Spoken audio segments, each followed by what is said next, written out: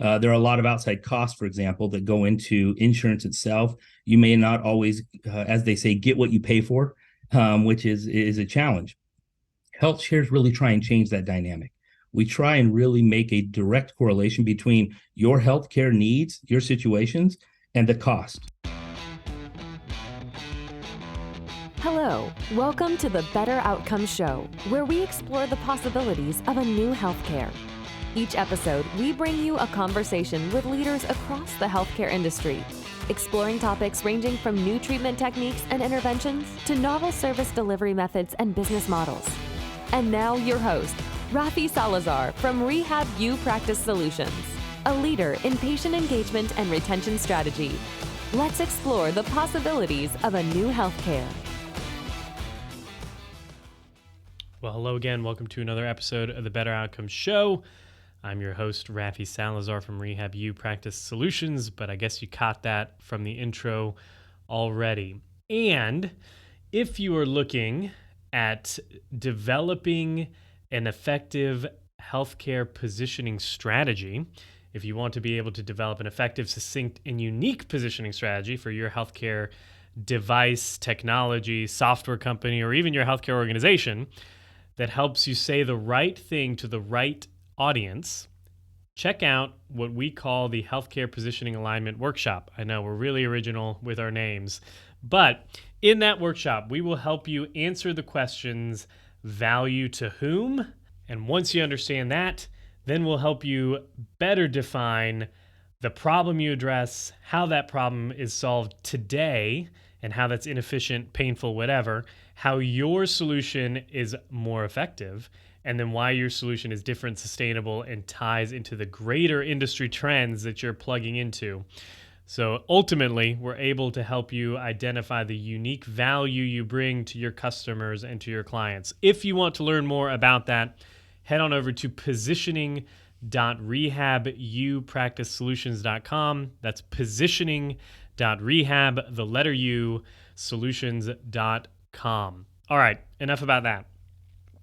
Well, this episode has been a while in the making. I know that I've mentioned the topic of this episode several times kind of in passing, and I might as well just tell you what it is. So we're talking about health shares, which are different than health insurance companies. And I think I mentioned it maybe when we've done 2 or 3 episodes with direct primary care physicians or people that are allowing and providing a platform for those kind of providers to run their practices.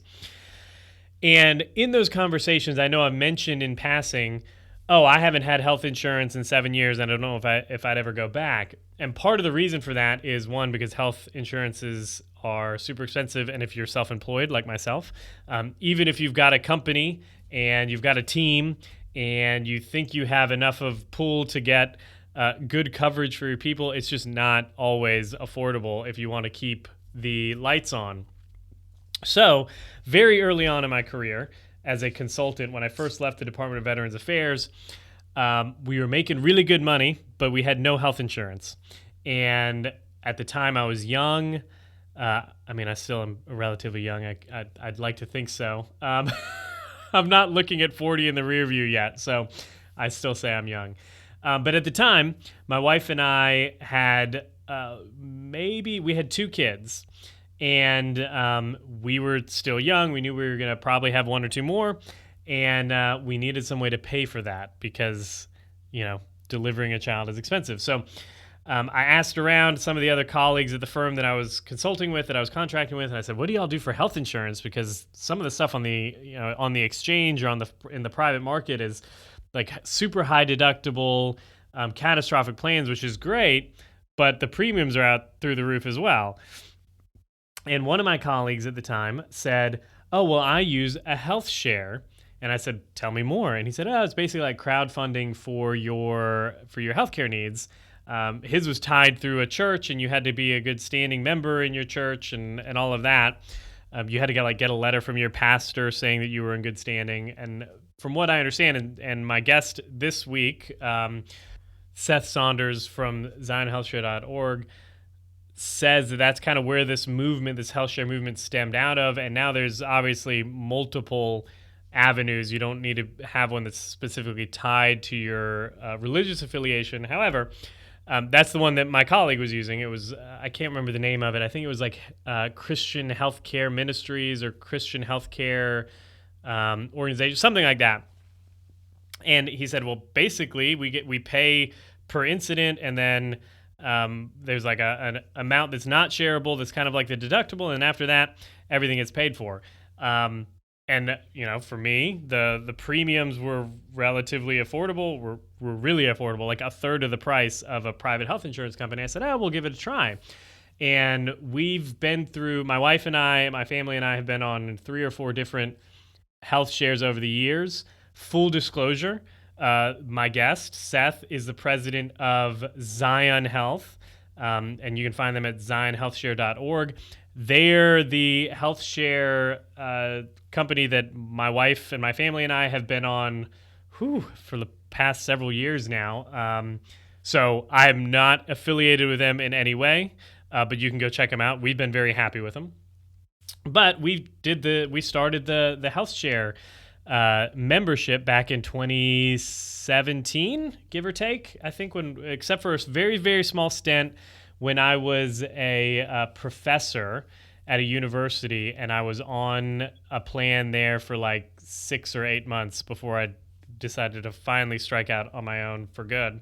Well, maybe not for good. Who knows? I might go back and teach again. I did like that job a lot, but basically since 2017, my family and I have been on a health share, and I tell people all the time when we have discussions about healthcare and the costs and how is it that you can afford healthcare coverage when you're self-employed or whatever. And I usually start the conversation with, I haven't had healthcare, like I haven't had health insurance in 7 years, 6 years, whatever it is. And at this point, I don't know if I'd go back. And people are like, oh my gosh. But the reality is, at this stage in the game, we've had 3 children or 3 babies born on a health share. We've had a couple surgeries. I think I shared in a previous episode about my son who had a supracondylar fracture, like mega displacement, had to go get an ORIF done. And we did all that on a health share. And it was honestly, since moving to a health share, just from personal experience, it is honestly one of the most seamless, it should be anyways, the most seamless healthcare transaction out there. Because essentially, we're cash pay patients. That's how we're addressed. We're addressed as private pay. So that's what we tell people when we go see somebody at the doctor. We don't have health insurance. We either get a global rate, we pay a global fee, or we pay the heavily discounted private pay or cash pay rate, and then we submit that for reimbursement. And with the exception of one health share company that they grew too fast, too quickly, and they took way too long to reimburse for some things, it's been a relatively stress-free experience. All of my experiences with health share companies have been relatively positive. The reason we've changed, the few times we've changed, have really just been for maybe coverage issues or, like I said, speed of reimbursement in some cases, which helps with cash flow. But otherwise, in my mind, and this is why I brought up direct primary care earlier, it's another avenue that takes the ambiguity of healthcare and puts it aside, because it's very transparent. We're making real connections between, okay, this is how much this service is going to cost, this procedure is going to cost, this is how much I know I'm going to have to pay because of the way the health share is set up. This is the initial unshareable amount, and everything else, as long as it's approved, is going to be covered. So it makes it very simple. I don't have to worry about coinsurance and percentages and did I hit my deductible? Is this an incident where the copay takes place and not the coinsurance, or vice versa? It can be very, very complicated. And then again, when you pair it with something like a direct primary care relationship, now we're really looking at the relationship between the clinician and the patient, which I've really enjoyed. And then paying for it and making it an affordable, it's much more affordable. I can't imagine paying for health insurance on the private market for me and my family of 7 and being able to afford the premiums and the copays and the coinsurance, and this is your deductible. It's much more simple for us to do a health share. I'm a big proponent, big advocate of health shares, but I feel like I'm beating a dead horse now. So anyways, my guest, as I've mentioned, is Seth Saunders. He is the president of Zion HealthShare, and you can find them at zionhealthshare.org if you want to learn more. We have a wide-ranging conversation basically defining what is a health share, how is that different than a health insurance company or a health insurance provider, what are some things that you want to look for when you're evaluating health share versus health insurance, and then if you make the decision to move forward with a health share, what are the types of things you need to be worried about or not worried about or look into when you're evaluating different health shares? Because as Seth says, some of them are set up based off of religious preference or religious affiliation. Some of them are set up around specific values, and you want to make sure that your values align because, again, it's a different relationship than a health insurance company. So anyways, I enjoyed the conversation. Hopefully you do as well. Without further ado, here is Seth and my conversation talking specifically about a health share and what is a health share and how it's different than health insurance. Well, hey, Seth, welcome to the show. How are you? I'm doing awesome. Very, very well, Rafi. How are you? I'm doing all right. It's a Friday, right? Yes, it is. So I'm excited about talking with you about health shares and Zion Health and all of that. But before we dive into that, give us a little bit about yourself, your professional background, and what brought you to what you're doing now at Zion Health. Absolutely. No, I appreciate the invite to be on this and looking forward to our conversation. So I actually come from just around 25 years of professional experience in higher education. So vice president of a number of different universities, both U.S. domestically as well as internationally. We've lived outside the U.S. as well. And so one of the core kind of passions I have is this education component. I firmly believe that the more educated each of us are, the better the world becomes, the better we can help one another.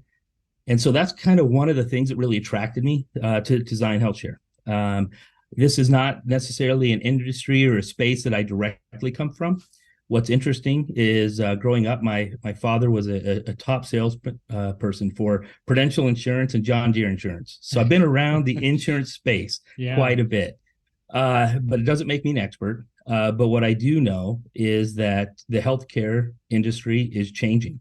And I wish I could get on here, and I'm sure you would agree. I wish we could say that change meant good. But unfortunately, I don't know if that's really the case. There's just so many. There are things we can control. And then there's some outliers. There's things that we can't control, right? And I think what Zion as a health share in the health share industry actually is we're trying to help empower and give power back to the individuals, back to the families when it comes to their health care. And so that and the fact that I get to help people learn is what drew me to Zion's. It was kind of a marriage made in heaven. I've got my leadership experience and the opportunity to develop new people, but then I know that what we're offering, the services, the products we offer, really have the ability to kind of change the trajectory of people's lives, and that is the greatest currency you could ever have. So that's really kind of what drew me to Zion's and the health share itself. Yeah, no, that's awesome. And we'll talk more about the whole education component, but for those, you mentioned that Zion is a health share. So for those that aren't familiar with the concept, what is a health share and how is it different from like what traditionally would be called like health insurance or something like that? Yeah, no, great question. So health shares really what they are is a low-cost alternative to health insurance. So as you mentioned, it's important to understand that health shares are not insurance, but we're an alternative to insurance. And what that means is we have a community of like-minded people. And that's kind of the genesis and the foundation of health shares is being able to be a part of a community where people do want to help one another and understand that we're all going to have ups and downs in our lives and we will need that support too. And so our focus is really on sharing those medical costs. The nice thing is most health shares are a nonprofit organization, which it can be a huge difference in insurance, right? Because now There are a lot of outside costs, for example, that go into insurance itself. You may not always, as they say, get what you pay for, which is a challenge. Health shares really try and change that dynamic. We try and really make a direct correlation between your healthcare needs, your situations, and the cost, and try and remove middlemen. We try and remove all this part so that there really is an opportunity to feel like you have more control over your health. We definitely promote a healthy community, understanding that a healthy individual is going to be a better citizen, is they're going to have a better impact. And so we really try and promote that healthy lifestyle as well. And a lot of health shares, the genesis came from kind of faith-based, a religious component, which is, again, it's an interesting way to start a business because people don't always connect business and religion. And the world we live in right now, that can be a very, as they want to call it, toxic or woke situation. And so one of the things that's really helped Design be different and attracted a lot of people is we do want like-minded community. We want people that believe in something higher than themselves, but we don't identify with a specific religion or a set of beliefs per se, which makes us very inclusive. It allows people from all walks of life to really be able to benefit from what we have to offer. And so it's really nice to have that. What it does is it also can create some challenges, because when you do come up with certain policies and things like that, there may be people who are outside of what you would see as a traditional member. But I think we really try and incorporate as much as possible in that capacity. So there are some similarities between health shares and insurance, but there's also enough differences that we're seeing great growth and more people really wanting to tap into it. Yeah. And well, it seems like you mentioned the faith-based thing. So I haven't had insurance, like traditional insurance, in 6-7 years or something like that. I've been on health shares ever since when started the entrepreneurship thing. Yep. And it seemed like early on, the only choices you had in the health share market were faith-based. Like some of them went so far as like you had to get a signed letter from a pastor or something like that saying you were in good standing with a church or something like that. And there were many people that I knew who were, again, entrepreneurs who are trying to figure out something for healthcare, but they didn't, maybe they didn't align with any kind of faith. And they're like, well, how am I going to get coverage? So it was a big barrier for folks getting into an alternative to, like even an exchange, like on the marketplace or something like that, because those are still very expensive and almost cost prohibitive in some cases. So in regards to like health share versus health insurance, like what are some of the considerations that someone may want to explore before they sign up for a health share? Because sometimes when you say I'm not going to do traditional insurance, some people are going to run away anyways. But there's a core of the population that's more risk tolerant and they're willing to explore it. What are some of the things that they need to look at and say, okay, like these are some of the things to be aware of, how a health share will be different than traditional insurance? No, great point. And I can tell you that I think one of the greatest addictions in the United States of America right now is health insurance. It has become what I would say is a drug of choice. And so it's blinded so many people that there are options. And what happens is as people open up that door and their eyes start to open, they're looking in wait, there are other options. And then unfortunately, we all go through this. We look behind us and go, oh my gosh, how much money did I waste on health insurance over X number of years, whether it's company provided or not. And so, first thing to look at when you're looking at a health share and saying, do I want to take control of my finances? Meaning, I understand kind of my general health. I understand what my needs are going to be. And there's always going to be an unexpected. But do I understand that? And if so, I want to make sure that I have the finances in order that align with the health share. Now, the great thing about health shares and why people come over is because they save money, right? And so but it's also important that you manage that because financial stability and financial kind of education and clarity is an important part to our mental health and well-being, as well as it impacts every decision we make on a daily basis. So looking at the financials, saying, you know what, I can afford that per month. I understand what that means. Here are the services that I'm going to be provided. So finances is very important. Also, the number of people that you're looking to cover in your family, because the way most health share plans are set up, You have the member or the individual. You may have a member and spouse or partner, kids. Maybe it's a member without a spouse but have kids. So we have different categories. And you want to see, okay, how many people do I need to make sure are covered within a specific HealthShare plan? Because that's going to determine the amount of monthly membership dues that you're paid. And also, if there are individuals that are maybe higher risk, you understand that there are going to be upcoming medical expenses, right? Value alignment is what we call it, which goes back to what we are just talking about, the beliefs. What is it that HealthShare believes? And can I stand behind that? Like, there are some products, services we've all purchased, used, that if somebody asks, if we haven't had a good experience, or if we don't know everything, or if we are nervous, we're kind of hesitant to raise our hand and say, I recommend them, right? Part of that is because of what they believe.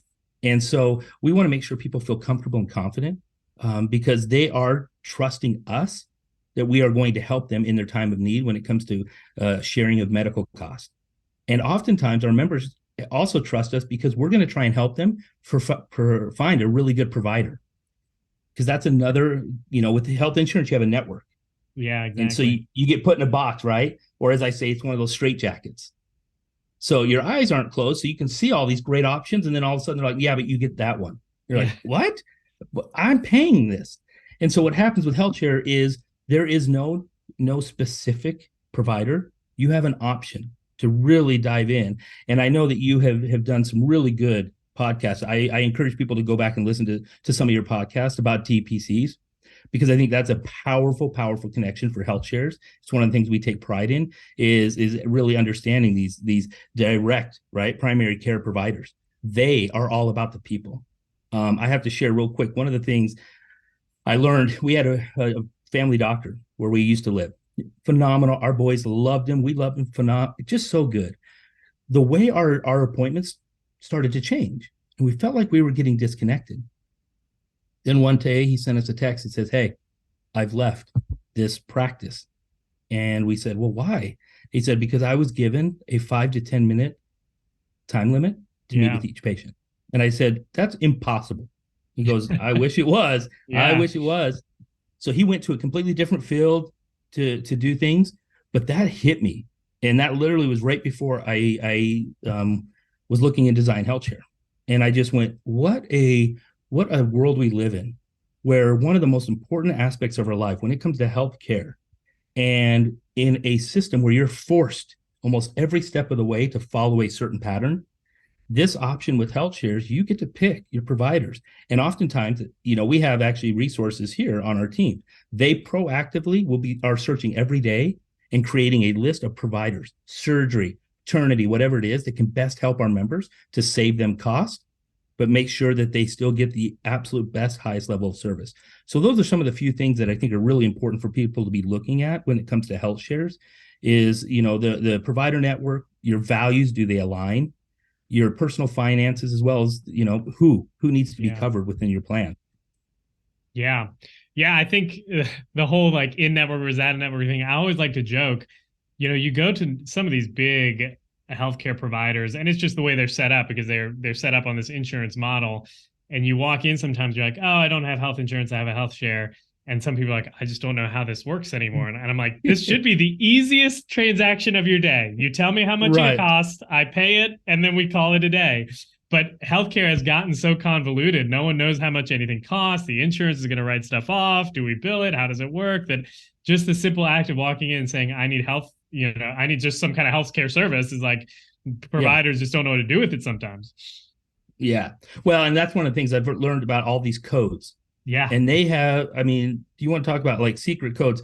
There are so many codes that are used in order to make sure that health insurance and healthcare is, again, down a certain path. It's a very predictable model. The irony is none of us know what that model is. Yeah. And so with HealthShares, it is very predicted. If you pay your monthlies, you have a condition, you have something come up that you can share in those requests, and we're going to help pay. That's a pretty self-explanatory model. Pretty straightforward. We have nothing to hide. It's very transparent. Yeah. Well, and I'm sure other insurance companies do this too, but Zion, if you go to the website and their membership guidelines, is very clear about what is covered, what is not covered. Maybe we can talk a little bit about like an IUA and how that's different from a deductible. But there's basically health shares in general, and Zion does a really good job of this, makes what was very convoluted very transparent to members, partly because it's part of the value prop, I'm sure, but then it also just helps people make better decisions, right, about whether to choose maybe a provider or a type of procedure over another, correct? Yeah, no, you're spot on, Rafi. And what's interesting is, again, anything in the world we live in today seems like it can be quickly polarized. And so the irony is we lay out in our member guidelines, as do I think most health shares. They're pretty transparent when it comes to their member guidelines. But I've read on a variety of different boards, Reddit and all this stuff, that the people that maybe are scared, skeptical, maybe they've even had a bad experience with health shares, right? One of their main reasons is make sure you get up front everything that's covered. Yeah. Like that's a threat. But the reality is, yeah, we agree. Make sure you look through the guidelines and understand, because there are certain things based on a health share's beliefs, their system, that they may not cover that a traditional health insurance may. And again, that's something to look into. The beauty is we really try and make sure that you understand that. So you mentioned kind of the IUA. So that's a difference, right? Where health insurance, traditional health insurance, you have your deductible as well as your premiums. That's what you pay. And in health shares, what we call is an IUA, or really it's your individual unshareable amount. So we have plans of 1,000, 2,500, or 5,000. So really what that means is once you open up a request for a health need and you're paying your membership dues once you reach that $1,000, your IUA, everything after that starts putting into the community sharing request. So for that specific event, the max you're paying out is 1,000. That's a huge win. There's no more of these 60% based on if you're right-handed, 75% if you're left-handed, right? It's not all of it. It's this is what it is. And so that's another component that's transparent, but it's funny because it does become a polarizing item. Again, I laugh because they think it's a threat. Make sure you know what they're covered. Like, you're exactly right. And I would say the same thing with your insurance. Make sure you understand what's actually being covered. Well, and the reality is with many insurance plans, what I have found, because we run a clinic as well, like I've found that most of the people that come in to receive care have a general idea about what is covered and how much, but no specifics. When you start talking about deductibles, and then there's co-insurance after the deductible, and then there's the out-of-pocket max, and then there's a copay. Most people walk into a healthcare facility and they're like, how much is it going to cost? Exactly. At least with something like a health share that's very, very transparent, it might be more than maybe you want to pay, but I mean, no one wants to pay anything for healthcare, right? It might be more, but at least like, okay, once I hit this $1,000, that's it. Everything else is going to get shared. And that just level of transparency is it's unfound in the health insurance market for sure. Right. And again, that's something that is used against us, because there is not that where we just lay it out like it is. But as a health share, there's an understanding. There may be certain costs. Maybe there's a pre-existing condition that we can't cover. We try and get as much of that out before you even have to make a decision. So you're not blindsided. Now, are you going to have those situations? Always. There's always going to be somebody down the road that said, I didn't know. We get it. We try and help educate and learn. But the reality is we really try and be transparent on all of those kinds of things, because every one of those becomes an emotional decision at some point. Exactly. And we want to be a part of a positive part of that decision. Yeah. Well, and you mentioned pre-existing conditions, because health shares aren't health insurance. They're not required, like insurance companies under the Affordable Care Act are, to cover some of those pre-existing conditions. So it is one of those considerations, people looking at health insurance or healthcare coverage, like that's something you want to be aware of, is that many health shares don't cover, at least initially, don't cover pre-existing conditions. I think Zion has like a step thing where it's like they don't cover anything the first year, and then there's so much the second and the third year, and then it's covered or whatever. But it is something to be aware of, and many people don't know that, even if they're getting health insurance. Sometimes they're trusting that whatever it is covered. Yeah, exactly. And honestly, One of the reasons that is put into play for all health shares is to help keep costs down. I mean, you can only imagine using this model and everybody bringing every pre-existing condition to the table. There'd be no more money. Like we would have to up, your monthly dues would be higher than your premiums, period. So that is one of those considerations. It doesn't mean that I think all health shares are always focused on what can we do more? Is there a way? Are there certain pre-existing conditions we can take a look at? For example, diabetes. There's some things you just are inherently part of it. So with that, then how can we best help them when they become a member? What resources? All of that. Yeah, for sure. And something about the cost, it was in my brain and then it slipped. Okay. So all of these pre-existing conditions, and obviously like if everybody jumped in, there's running the cost up. At what point is there like a discussion to be had about preventative before, like as members come in, and maybe not preventative is not the right word, if they're coming with something like diabetes or something like that? You said you have resources and all that, which speaks to the education piece. So how does Zion take a look at, okay, here's somebody, maybe they have a pre-existing condition and they're not eligible for sharing yet.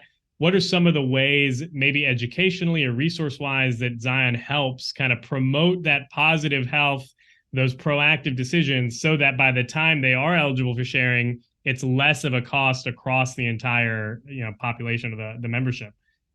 It's such a great point.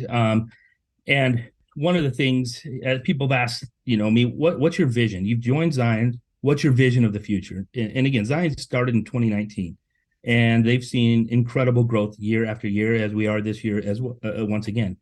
And so we are a healthcare or health share in community, right? And people ask, what's your vision? I really see Zion becoming a transformational, maybe a disruptor in the health share from literally the education component. Yeah. I think we have the ability to become one of the best education organizations within the health share. Meaning, so right now, when you join, and even before sometimes with people, we do a welcome, an orientation call, 30, 45 minutes individually with every member. We want them, and our people teach them specifically about the member guidelines, how to submit a sharing request, what the cost will be, what the pre-existing conditions are, all of that to really help provide as much education upfront as possible. And that continues. And so one of the things we are working on, we've launched a new member portal. It's very basic, it's very simple, and it can only go up. And so there's a lot of things that we want to do with it. We hear from the members often, hey, we need this. Totally agree. But we also felt it was important to at least get it started so that people saw. Have to get something out the door. Yeah. And here's my thought. If you ever wait for perfection, you're never going to launch. That's just not going to happen. And so we, as part of that process with the member portal down the road, is really having courses that help teach people about wellness, mental health, well-being. When it comes to, for example, diabetes, or you're getting to an age where colonoscopy is important, we're teaching you the preventative measures, right? One of the things I've asked the team is, as we look to 2024, that I want to focus on, we have great members who pay every month, and they're healthy as heck. They're playing the pickleball, they do all and so they're not using any resources, any benefits, but they're paying each month. We want to make sure they understand that the preventative components we do offer as part of their regular monthlies are being used. So we're going to have a focus on reaching out to people that haven't submitted sharing requests to let them know that you should be using our benefits. We want to help you, because here's the deal. If you're using preventative, you're potentially helping at high risk down the road. Oh, exactly. Right. For sure. And so that education is critical for us. We absolutely want to get dialed in on that component. And the other thing is we also have a resource, and it's going to be developed and continue to get larger and larger. But we have something called the annual giving committee, an annual giving fund, where we have members who will donate additional monies outside of their regular, that our board of directors, we will look at certain cases, situations. And if we feel and determine that makes sense to help a member, we'll actually use some of that money into sharing for that specific member. And so there may be a pre-existing condition with someone, and they're close to reaching their year mark or whatever. If we can help maybe build a gap there, we're going to try and do what we can to help them. We also, again, I go back to like the DPCs and all of these things. There are certain people that we work with. There are providers who are like, we can work on a monthly payment. Let's go. Let's Yeah. help them. Right. And I think, again, that's not something I don't think you're going to be getting from an insurance company, because they're looking to enter a code and get an amount. Right. And so I think that that's another very, very important component. Yeah. Well, and like you said, there a lot of those insurance companies are making decisions based off code and volume and numbers. And until you get to the, like United Healthcare is not going to make a big decision unless it becomes 5% of the budget or whatever it is. Correct. Right. Like Right. the proactive kind of approach of, because you have the ability with Zion to be like, okay, we're going to try giving you some resources now so that we can avoid whatever big procedure down the road, is something theoretically that insurance companies should be doing. And some of them are trying to get there now, but it's all kind of like playing catch up as opposed to like starting out the gate. Right. And I do want to talk about like even the two types of education that's coming, like that y'all are having to do, because most people, when I say, oh, I don't have health insurance, I mean, their eyes get this big and they're like, you've got a family and how irresponsible. So like, there's the whole like, okay, we need to educate you about what a HealthShare is and how it's different. And then educate you about like, okay, now that you're here, let's like empower you to become healthier. So, I mean, I guess just from like a curiosity standpoint, what percentage would you think like the effort that you're putting in the education space, how much of it is like getting people aware of that HealthShare is an option, and then once they're there, this other type of education about just promoting being healthy? Yeah, no, it's a great point. So within our model design, we have affiliates, we have companies, we've got DPCs who will directly refer people to us. One of the things we are continuing to improve and work on is for example, we have an affiliate education. So our affiliates become educated. They may offer a wide range of options because they're affiliates, they're salespeople, and that's their world, which is great, and we need those. So we start right off the bat by making sure we educate our affiliates so that they're not just having a couple selling bullet points. They need to understand, and people that may want to look at a membership, they understand what that means. They get that education right up front. So really our front lines, we try and make sure are educated as much as possible. Then I talked to you about our member care team who really take care of the orientation, the welcome call, walking them through that. And then our member needs team on the back end, they're helping with all those sharing requests, the maternity, preventative, long-term. We make determinations. We get as much information. We get the medical records. We then make determinations saying, okay, this amount is approved once they've reached their IUA of 1,000.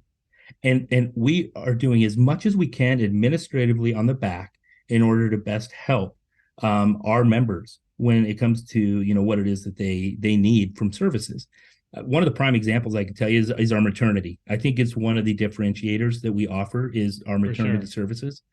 We were in a company meeting not too long ago, and somebody said, "Yeah, we had 42 babies this month." I'm like, "What?" And yet every one of those, whether there were challenges or some risks with a pregnancy, every one of those had nothing but an incredible experience. We send them flowers. I mean, we do some of the extra things out there because we really care about our members.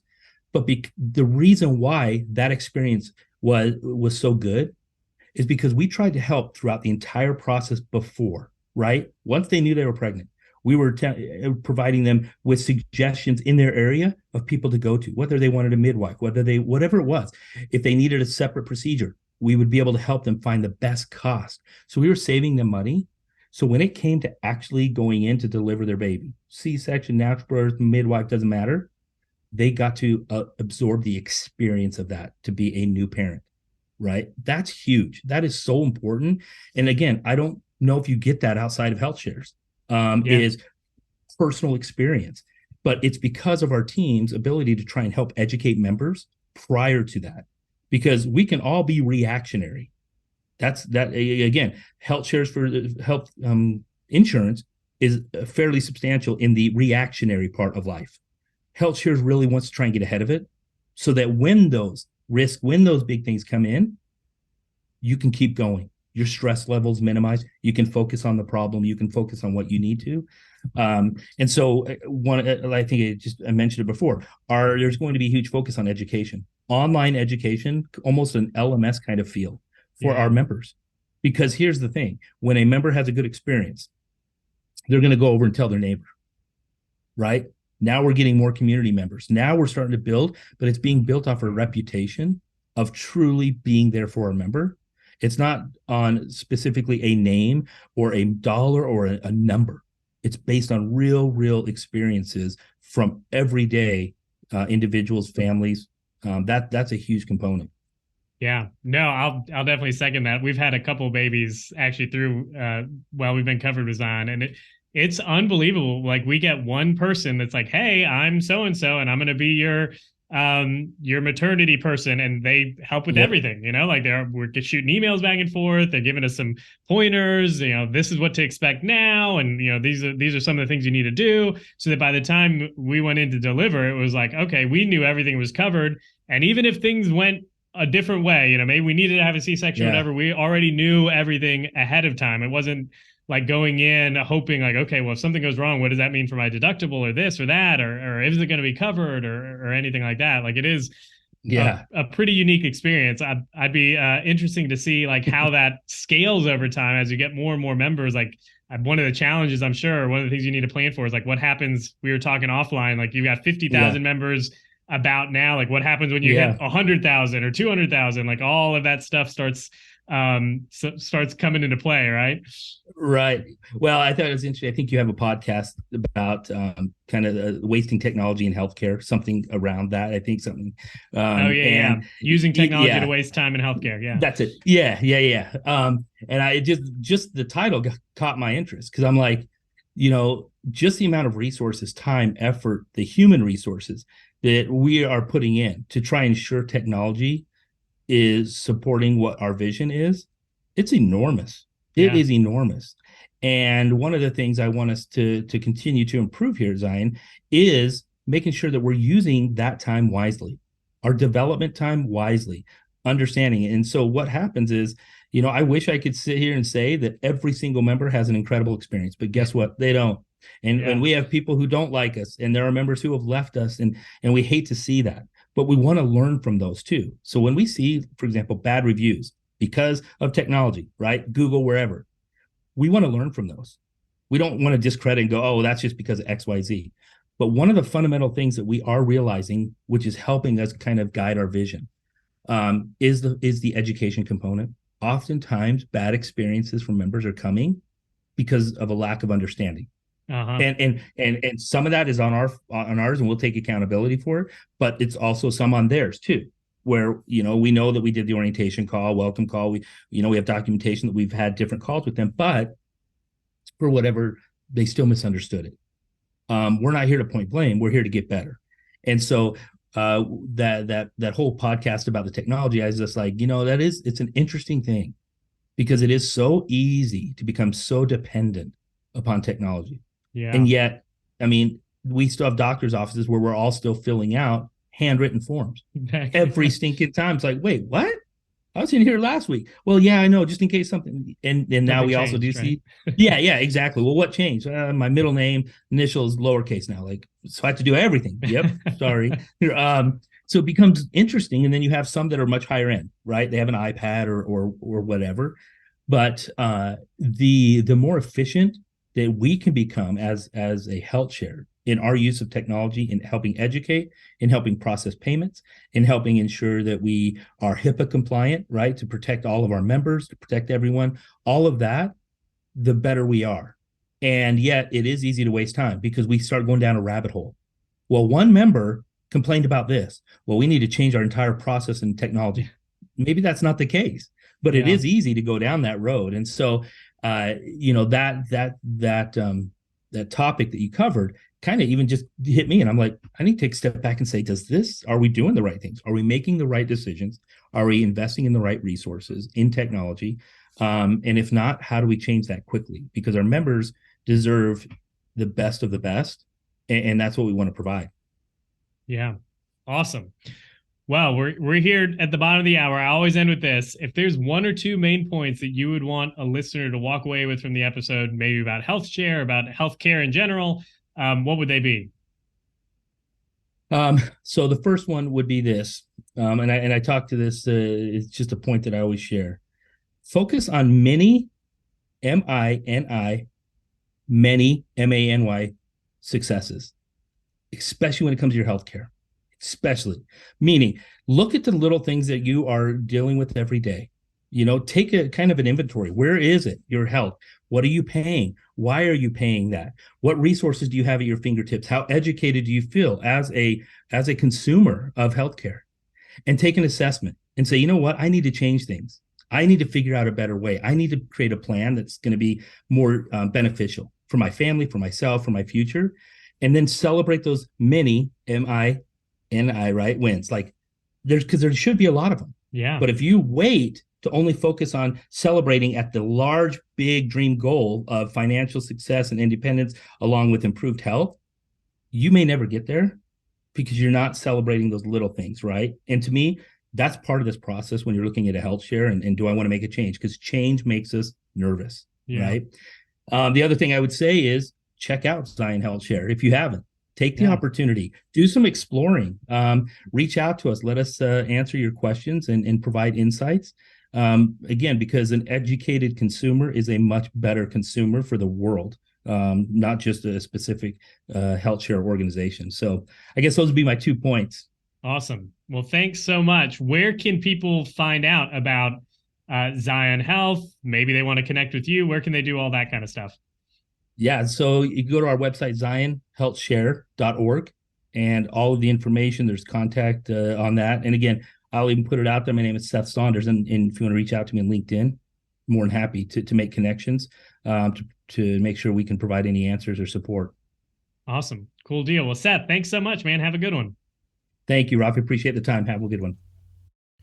Well, hopefully you enjoyed that conversation with Seth, talking about health shares, what to look for if you're interested in pursuing that route for healthcare coverage, and kind of the ins and outs. I am a big fan and a big proponent of Seth's vision of, and his philosophy really, of taking it from an educational approach. Because again, healthcare is one of those areas. It's one of the few areas of where there's an economic transaction where the balance of like knowledge and power is so skewed away from the consumer. Most patients don't know how much things are going to cost. They have a general idea, but not really specifics. They don't really know. They're not equipped with the education and the training to be able to make a decision between different procedures. And then again, on top of that, they don't really know the difference in cost between the procedures. They have a rough idea, but not entirely. They don't know the efficacy, or they end up having to pick option B because it looks cheaper on paper, but then it's not as effective. So then they're going to have to go get treatment A as well, which is going to add to their total cost. It's one of those areas where healthcare in general, where there's just a lot of ambiguity around that, and it's difficult for patients to make decisions. So I love Seth's idea that if we make a better educated patient, we're going to end up with decreased healthcare costs over the long run, but then we're also going to end up with hopefully better clinical outcomes because you're going to be equipping and empowering patients to make the best decision for them in their situation. Which again, not to beat a dead horse here, but that's where something like a direct primary care relationship can really come into play, because when a clinician is not taxed for time, they're not trying to see 50 or 70 patients each morning or each day to make ends meet. They have a little bit more time to spend with the patients. They could really build a relationship, dig into some of those underlying factors, and help their patients make better and informed healthcare decisions. So in my mind, when I look at it, we've got a membership to a direct primary care office, and then we couple that with our HealthShare. And between those two things, we're able to manage the cost associated with providing healthcare and health services to our family without breaking the bank or hoping that it's not going to be too much money, because we kind of go into it understanding the costs ahead of time. We're able to have a discussion with our providers if we need to kind of tease out, okay, give me the breakdown on this treatment versus that treatment. In my situation, it, which one would be the most effective, or would you lean towards one or over the other, or something like that. Because again, healthcare is a human relationship, and we walk through our healthcare journey, our recovery journey, whatever you want to call it, with our providers, or at least we should be. And those providers should be helping us make decisions along the way. I think, well, we're not going to dive too much into that because that could be a whole topic in and of itself. In fact, it is one of the main topics of my book, Better Outcomes, A Guide to Humanizing Healthcare. You can learn more about that book at book.betteroutcomes.show. And the book is called Better Outcomes, A Guide to Humanizing Healthcare. It will help you discover what healthcare should be, even if you think healthcare is broken beyond repair. In fact, one of the reviews for the book that you can find on Amazon is titled "What Healthcare Should Be." The person said, not only did this book prove valuable in both regards, he was talking about what he was trying to learn and glean from the book, but it truly opened my eyes to the current sad state of healthcare and provided a glimpse of what it could and should be. So if you want to learn more about the book, if you want to get it on Audible, it's available there as well. You can do that at book.betteroutcomes.show. That's book.betteroutcomes.show. There's a few videos on that page of me talking a little bit about some of the fundamental principles in the book, the biopsychosocial model, the power of relationships in healthcare. Go check that out. Again, book.betteroutcomes.show. If you like the show, I've been on this kick recently. I'm not asking you to go leave a rating and review on iTunes. We've got some of those, and those are nice. If you like the show and you found it valuable, share it with one or two people that you think might benefit from it. And it doesn't even need to be this episode. You know, we've done some episodes on technology in healthcare, on various tools and technologies that are hitting the market, on various treatment approaches, on evidence-based practice. And if you find any of those episodes valuable, share them with a friend or somebody you think will benefit from it. We're in the, or at least I'm in the trying to transform a healthcare business, not so much the ratings and review business. So that would probably be the most effective thing you can do in helping spread the message of humanizing healthcare. Just share the show with somebody. And I think that's it. I think that's all I've got. So until the next time, folks, be safe, be healthy. I will talk to you then. Thanks for listening to the Better Outcomes Show, where we explore the possibilities of a new healthcare. Our hope is that you walk away from each episode informed, equipped, and empowered to push the boundaries in your own practice or business. We want to give you the tools to help you build strong, long-lasting relationships with your patients and clients, helping meet their goals, improve their health, and achieve better outcomes. Learn more at www.rehabuppracticesolutions.com. We'll catch you on the next episode.